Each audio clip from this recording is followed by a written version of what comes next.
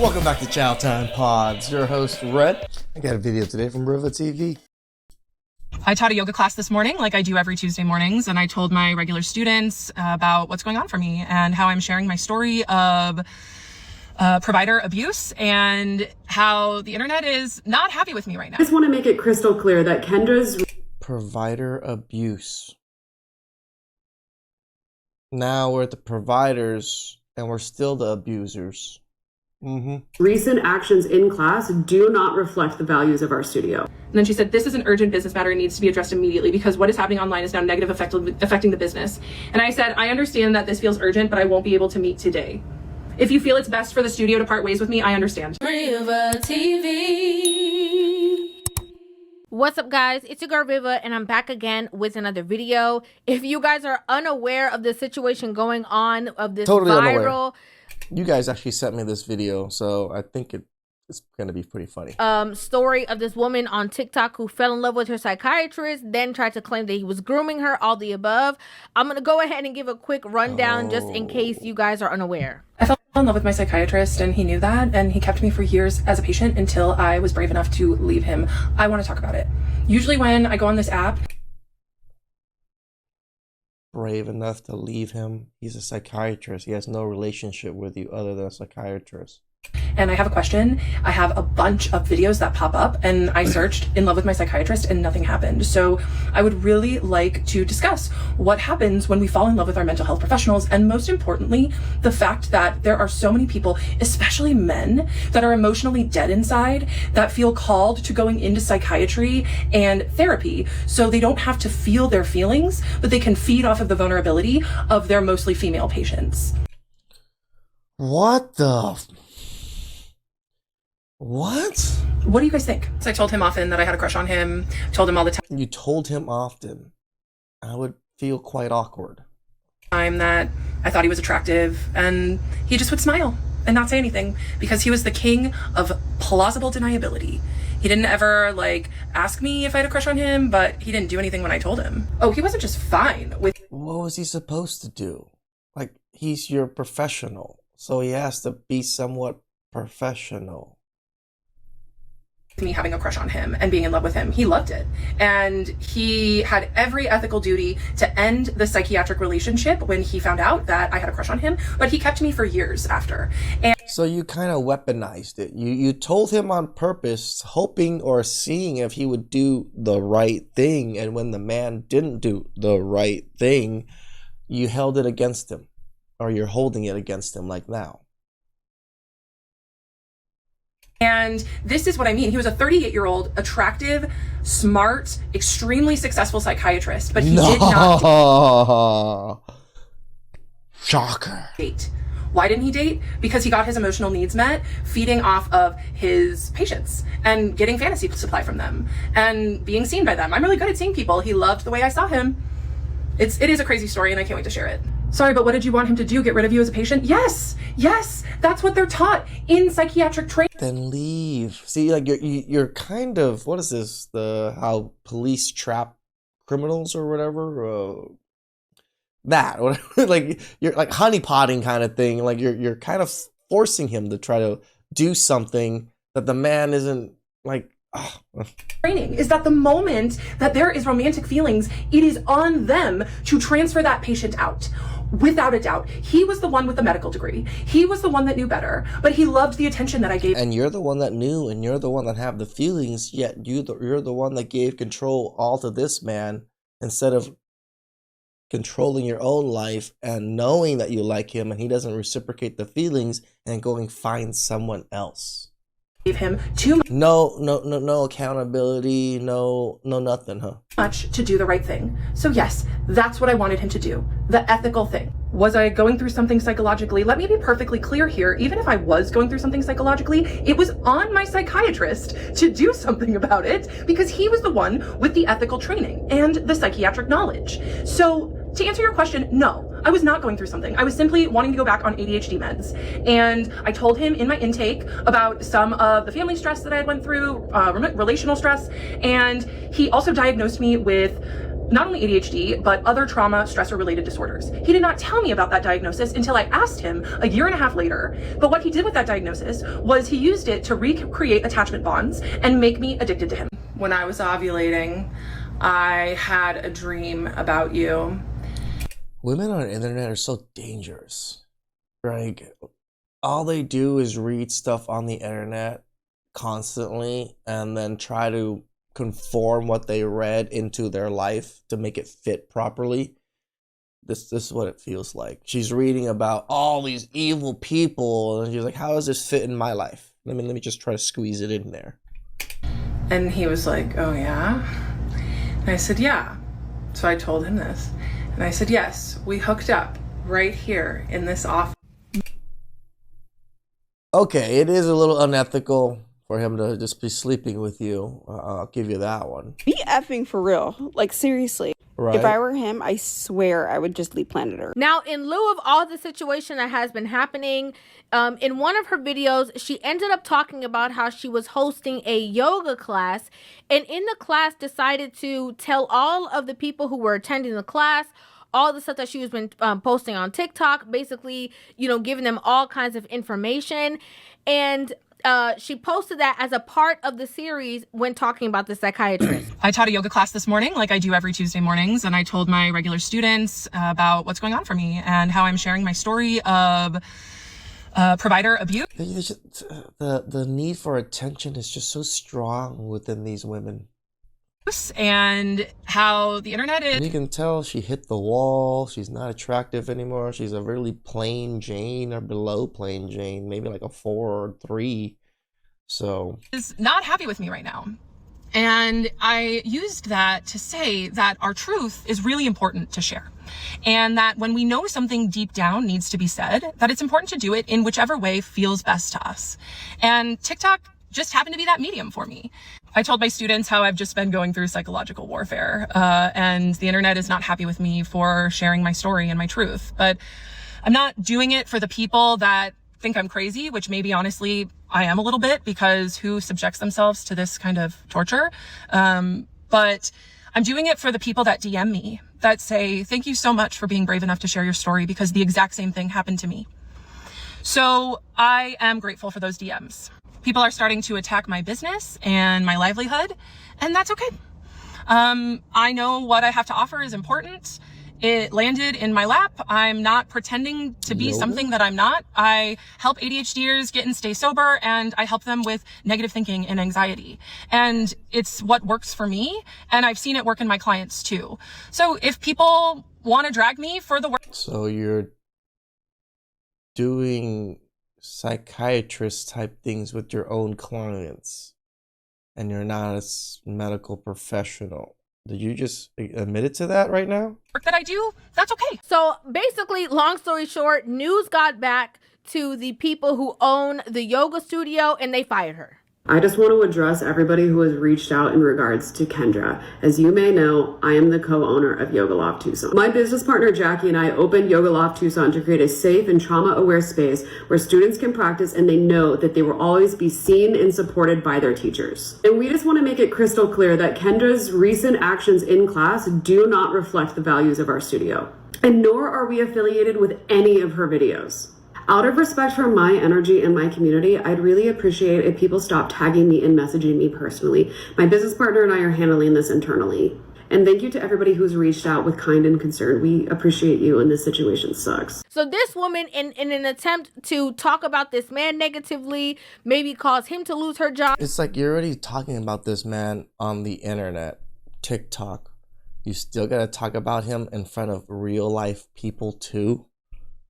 She ended up losing her own, okay, and ended up basically doing a live stream trying to explain herself. They texted me this morning and said, good morning, Kendra. Apologies for texting you so early, but what is your availability to get today? My social media and the business page are being completely inundated with messages about your TikTok, specifically your post about class yesterday. Kendra, you are so strong. Keep sharing your truth. Thank you. I said, I'm really sorry people found out where I worked. People have been systematically attacking me and trying to silence me any way they can. I had no idea people would target the studio. I mentioned teaching because... Really? No idea?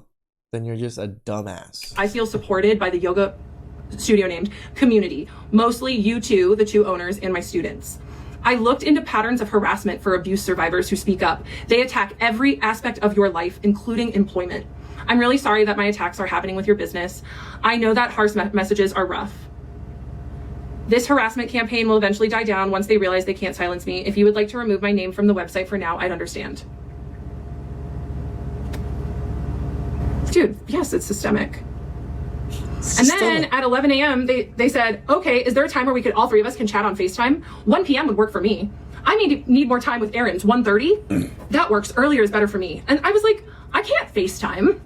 Like, I'm not going to be available at the drop of the hat. And then Ashley said, Kendra, are you seeing our texts? I said, yes, I'm not available for a FaceTime today. It's been a busy afternoon. I'll text more in a couple hours. And then she wrote back, this is an urgent matter. We need to meet ASAP. I said, I understand that this feels urgent, but I'm not available. I'll be in touch when I'm ready. And then she said, this is an urgent business matter and needs to be addressed immediately because what is happening. The disrespect, right? Like, is this your boss, the person you kind of rent a studio with to do things? They need to speak to you with an urgent matter, and you're just saying, I'm not available. But I don't care. Online is now negatively affecting the business. And I said, I understand that this feels urgent, but I won't be able to meet today. If you feel it's best for the studio to part ways with me, I understand. I won't be removing the original video. I stand by what I said and the message. I refuse to let these harassers intimidate or silence me. In my next video, I will make an announcement that I am no longer tied to my phone. Again, women on the internet are dangerous. You gotta protect yourselves, men. This is why I say I totally understand MGTOW, like 100%. Former yoga studio. And then they just said it's in the best interest of the studio to part ways because we were not able to meet with you face to face. We will be emailing you an official termination letter. And then the other owner said, please know that this is not about your videos or us invalidating your experience. This is concerning your post about your class experience and the negative repercussions from that. And I just said, okay, will you email or will you send my final check, please? And that was that. So to catch you guys up to speed, obviously there's a lot of holes in the story. You know, even feminists, okay? Feminists who talk about decenter men, we're choosing the bear. You know, why would a man be here? Those kinds of feminists were like, girl, we cannot stand with you. We don't support this. We don't support what you're saying. We are not on your side. And so it led to a broader conversation in which even psychiatrists have gotten involved. So we're going to go ahead and listen to the opinions of other psychiatrists, as well as just, you know, women on social media who have heard that and have a very different interpretation of everything that this woman has proclaimed. My name is Agam Dewan. I'm a board-certified psychiatrist, and I want to share my thoughts on this viral video about this woman who discusses falling in love with her psychiatrist and that journey publicly on TikTok. So for context, I did residency in 2019, and I became a full-fledged attending in 2024, and now I'm in private practice. The whole story summarized is that she started seeing the psychiatrist a couple years ago, and she felt like the doctor really listened to her, was warm towards her, was caring towards her. Isn't that their job? Give her a safe space to speak, but also that he was hot and cold, and that he was warm and empathetic, but then he was also cold and clinical, so to speak. And so eventually what had ended up happening was that the patient realized that they were doing Zoom sessions for a couple of years. She saw that there was an opportunity to do in-person sessions. So she took the in-person sessions, and she says that when she hugged the psychiatrist, he kind of just gave her a pat on the back. And then after this had happened, she had told the psychiatrist that she loved him, and he didn't really know what to say. Just to catch you guys up to speed before, if you guys watched the previous video that I did, you know, to the point that we got in the story, it was only basically Zoom calls that they were doing when she was already, you know, professing her love for this man. I did not know that. I thought they were seeing in person this whole time. What the hell? So the fact that they actually made it into in person, and you know, the first thing she did was, you know, wrap her arms around him and hug him is absolutely absurd. Call the police. Okay, sir, call the police. But then Ed still said, okay, let's schedule for a follow-up visit. And then this is when the patient starts coming online and then saying that the psychiatrist was pretty much grooming her and in love with her and was trying to facilitate this whole thing about that. So that is the story of it. So the question that I've been receiving is that, is this unprofessional? So when I was in residency, this is something that was discussed. What we were told and what we're taught in psychiatry is that if a patient does this, then you don't want to make the patient feel shamed or abandoned Correct. for their feelings. Because let's say if a patient comes to me and says the same things, then what I would say would be, okay, let's discuss it. That's interesting. How did these things develop? Do you think this will affect our therapeutic relationship? I would explore those with the patient, just like I think the psychiatrist was going to do in these sessions. But it looks like this patient did not give the psychiatrist a chance to do that. I wouldn't immediately dismiss the patient, put them on with a different psychiatrist, because now the patient will feel abandoned. That's exactly what I kind of thought about the thought process in the psychiatrist's mind. Like, yeah, why would I just leave you immediately after you professed your love to me? You would hate me more and feel like that psychiatrists are just there to use and abuse you even more than what you think now. What this is going to do is, imagine if you're a patient and you disclose something very vulnerable, very truthful to someone, and now they shut you down. So by doing that, I wouldn't do that, because then the patient is going to feel abandoned, they're going to feel rejected, and now the patient in the future is going to be conditioned that if I tell the truth, then I will be shamed for it, I will be rejected for it. Therefore, it's going to condition the patient to not tell the truth. And this is why we don't just immediately dismiss patients like that. So the psychiatrist was completely in the way that they handled the interaction. And it's not like this was a first-time visit. They had established a long-standing bond for years. So the psychiatrist must have felt that this was a safe space where they could discuss it with the patient. And it's unfortunate that the patient reacted this way. Me and many other psychiatrists would react the same way, not to shame the patient. Furthermore, let's say we say, okay, I'm going to transfer you to someone else. Now, is that other person going to take the patient's insurance? Are they going to have the same rapport with the patient? Or if the patient is struggling, and now in the interim of trying to transfer them on to another psychiatrist, the patient decompensates, and now you're in the wrong. The patient was saying that the psychiatrist was hot and cold. He was warming, and like he was kind of grooming me to start doing this type of stuff. Well, are you really?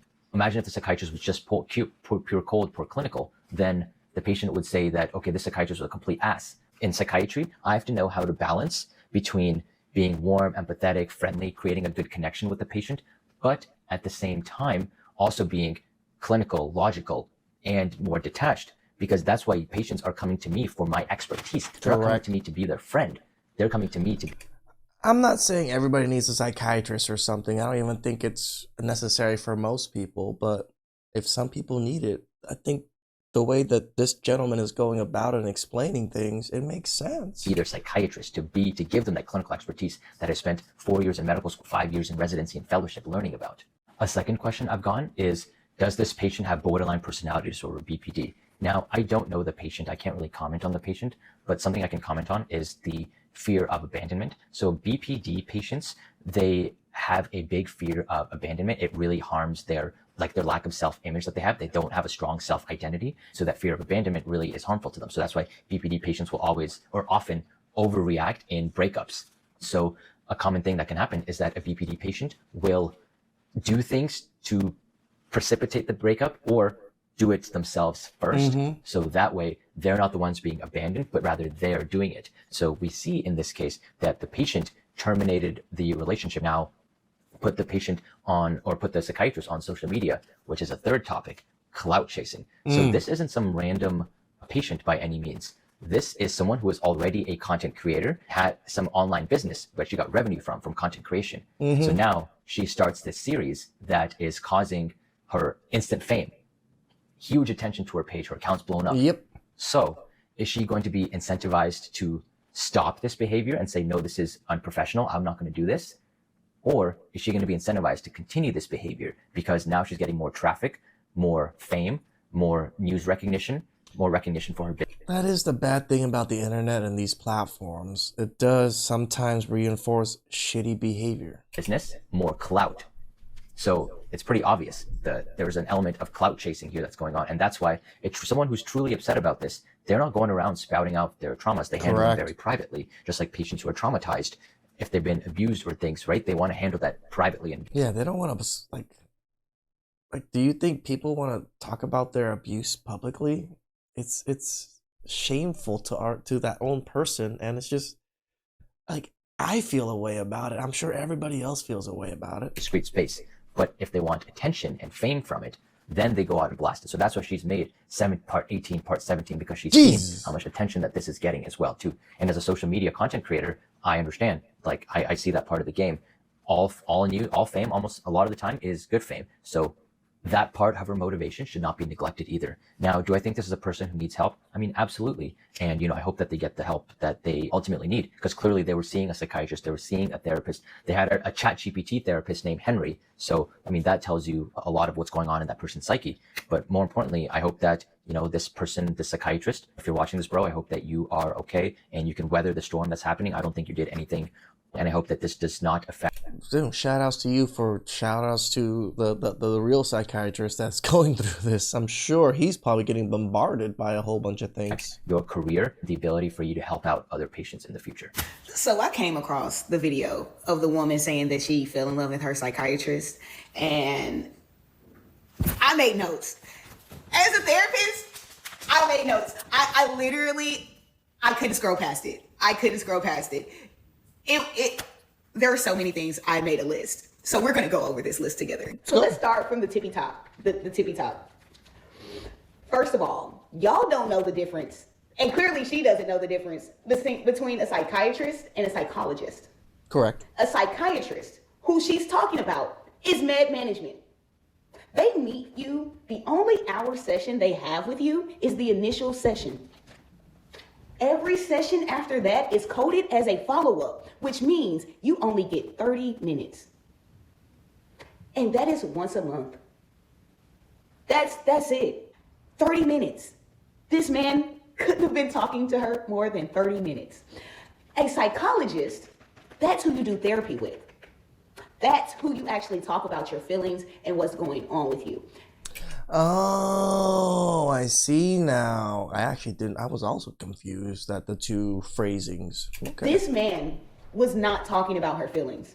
He was not doing therapy with her. So, off rip, it gives a personality disorder. From a therapist, it gives personality disorder. One, that was the first one. Two, she says he didn't date because he was getting all his emotional needs met from his patients. Said no therapist ever. Literally, that's not.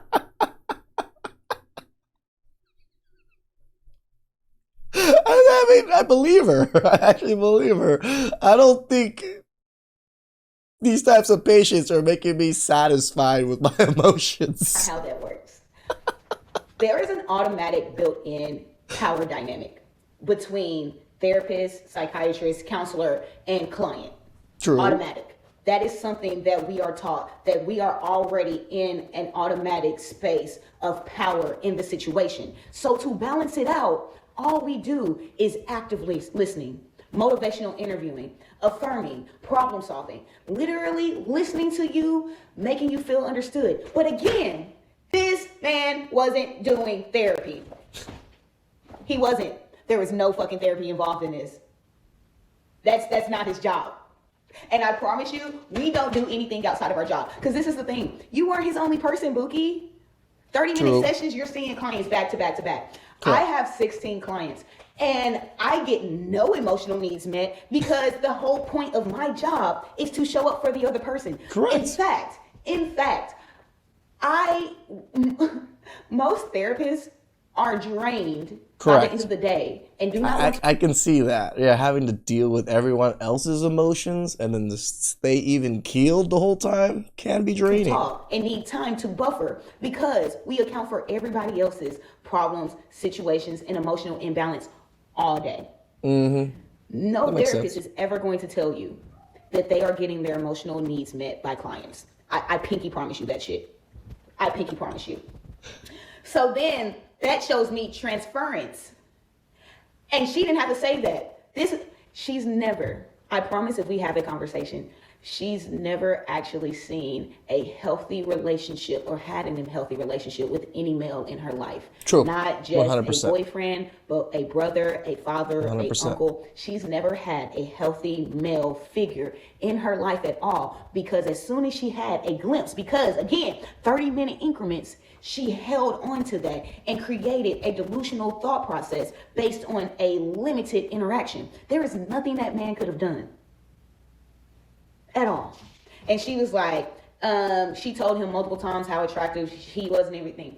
Granted, after so long, If she was making it uncomfortable, yes, he would have to address it. But I highly doubt it. She was probably saying, oh, you look nice today. Oh, that, you know, because again, these are virtual fucking visits. Virtual visits. So if someone compliments you, because that is a normal part of engaging with people, oh, thank you.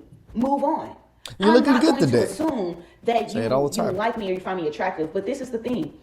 I find myself attractive, right? I have clients who will make comments about me being attractive or about my looks. And depending on the comment, I will either redirect, or if it is completely inappropriate, then I set boundaries. If they show that they can work within those boundaries and not do it again, I'm not letting go of my client.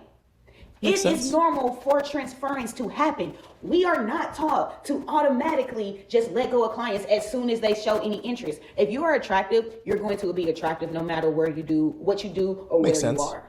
So that's not the case actually. But if she would have made it weird or awkward or uncomfortable, which is really hard in a 30-minute fucking slot, I would just ignore you, redirect, and keep it pushing, because I'm not doing therapy with you. I'm never seeing you. So, granted, if she would have been persistent and made it completely known, and she said they were in therapy for years, there's a high chance she actually wasn't making it as direct. True. Women do say a lot of things that they do, but it's probably like one word that she said, and then from then on, she was like, oh yeah, I told him he's hot all the time. As she is in this video, this is for clout. So we have the therapist saying it's for clout and saying that she has possibly BPD. And we have the psychiatrist before who said that this is for clout and she possibly has BPD. So, you know, and these are two different perspectives. I purposely chose two very different looking people without me hearing their conversation and brought them together because I wanted two various perspectives. And it looks like those perspectives are the same. Hi, how are you? I'm really good. Oh, I noticed you're wearing red glasses. Whoa. Slow your roll, girl. I don't swing that way. Oh, no, I have a boyfriend. I wasn't hitting on you. I was just noticing your glasses. You say you're just noticing, but you know, I'm really attuned to energy. Okay. Thanks for meeting me in person today, finally. I highly recommended that this stay over Zoom. Let's pivot back to the meds. Most guys aren't like you. You get me. Okay, again, let's go back to the medication that you're supposedly on. How do they make you feel? Thank you so much for asking me how I feel. I was full-blown obsessed with my psychiatrist. I would beg him to let me see him every week. Beg him, because I was fully addicted to him. And then I started talking to my psychiatrist about my sex life. I proceeded to give him 30 minutes of non-stop content about my intimate life with my boyfriend. I actually recorded the whole thing because I was so excited about it. He didn't ever ask me to give him sexual content. I did that on my own. Coming to my psychiatrist looking for emotional validation. In my third session with him, I said, hey, do you mind if I call you by your first name? I put my own life under seeing him. Even though I usually wear contacts, I'm wearing these turtle shell glasses in these videos because just in case he sees them ever, he'll see me in his favorite glasses. I just gaslit myself. I started. What the hell is going on? Emailing him. Like, I want to say it's for clout, but there's something wrong with this lady. My fun little emails, but he stops writing me back. I was like, I want to see him in person. Some people may think that this is me harassing him, which is what I've gotten lots of. It was just thrilled to meet him. And I ran up and I gave him the biggest hug. And you know what he did? He barely patted me on the back. And I told him. What did you want him to do? Rub all over you or something so he can get a sexual harassment suit on him? At the end of the session, you and I have a really special patient-doctor relationship. And he glared at me with just venom in his eyes. And he said, you and I have a professional patient-doctor relationship. He was so angry with me. Oh, okay. He set a boundary. People are asking me what my mental health diagnosis is. I do not have BPD. I do not have psychosis. You sure about that? I watched all 40 parts of this spiral. Damn, 40 parts. So that you don't have to. And my edit pretty much summarizes what you need to know, which is she initiates every single boundary being crossed. Not once did this man ever engage, entertain, or reciprocate all the delusions that she had. She even admits how he told her this is a professional relationship. He stopped answering her silly emails. When she begged this man to see him weekly, he didn't even allow that. He kept it monthly. And then she admits that her psychiatrist is a man of color, which adds a whole nother layer to this. I don't have to say more about that. She's really playing this victim role very great, despite the fact that she is in fact the predator in this situation. Pretty much. I have never gone from feeling sorry for someone to being scared of them as quickly as I did watching that 19-part series of that woman who fell 19? You missed 20 parts. in love with her psychiatrist. So originally the woman comes on and she says that her psychiatrist had been really inappropriate with her, and at first I was like, wow, this is awful. But then she goes on to tell us the full story, and like part of her evidence is the fact that he wouldn't see her in person. Babe, he was scared of you. He was scared of you. I'm scared of you through the screen. Can you imagine? He was probably like, please do not let that woman come in. Poor woman behind the desk didn't know, and she like books her in, and then on the day she arrives and she's all like, I had a sexy dream about you. She says like, oh, he couldn't even breathe. Oh, that's a good thing? You stunned a man so much that he couldn't breathe? I don't know. I don't think that's a good thing. It could be a good thing or a bad thing. You know what's so funny is that it reminds me of that video from a long time ago where people, I think a woman was a dating coach, and she basically gave up women, like teaching women on how to get relationships, and was basically like, y'all go on, do whatever you got to do, mess up, ruin your lives. I don't really care, because it was so overwhelming. Like, because of HIPAA, as she said, you know, they're unable to actually give certain information about what they truly experience. But I would genuinely love to hear a lot of these, you know, not normal, but these, you know, occurrences that happen consistently with all of these people, because I cannot even fathom. Like, here we are, we have logical conversations on a daily basis of, you know, holding women accountable in certain situations. But imagine these people who are there to literally hold that mirror up. That's their only job, is to hold that mirror up and help you become the best version of yourself. I can imagine the turmoil that they go through. Here's the thing with Kendra that I think we have to keep in mind. She 100% believes that this is true. She 100% believes that her psychiatrist was also in love with her, and that he completely manipulated the situation. It doesn't matter how many people, mental health specialists, psychologists, psychiatrists, therapists, are in her comments or her live chats explaining to her the delusion that she experienced. This is modern women right here. Yeah, it doesn't matter. Sometimes we still try. I still try. You know. Jesus couldn't save these hoes, but I still try, you know. That's modern women, right? We tell them, we try to correct them, we show them, but they don't care because their delusion is all that matters to them. Will not physically be able to understand where she was wrong. So in her trying to, I guess, get back at this guy for not wanting to be with her, get back at the psychiatrist for not wanting to be in a relationship, or whatever it was that she was trying to do, she ended up losing her side gig, you know, or her job. I don't know how much of, you know, her income was dependent on her teaching yoga. She ended up, you know, causing all this controversy where people are now looking at her sideways and no longer are supportive of whatever it is that she's trying to say or what she was trying to do. And, you know, it's also, I'm sure, put a lot of other psychiatrists and therapists that, you know, she probably would need to be seeing on high alert. Because they're like, you're not going to get on TikTok and start talking about me. And I'm not going to be able to defend myself. Like, you know, she's probably put herself in a situation regretfully that she's not going to be able to undo, and it's only going to be affecting her, no one else. It's absolutely crazy. It's so crazy. This whole story and situation is absolutely absurd, and it just sucks so bad that this guy cannot get on here and tell us his recollection of things, because I'm telling you, I can only imagine what he would say. I can only imagine. And when you have the collective on social media, the women who can't stand men, the feminists, the this, the that, everybody coming together and saying, like, we all on this man's side. You got a problem. That says a lot. You know, Rivah's right, because usually women are going to defend women. Feminists almost always defend women. Left woke stuff always defend women. If they aren't even doing that with you, lady, you crazy. Please like, subscribe, comment down below. I really appreciate that. And I'll catch you guys next time.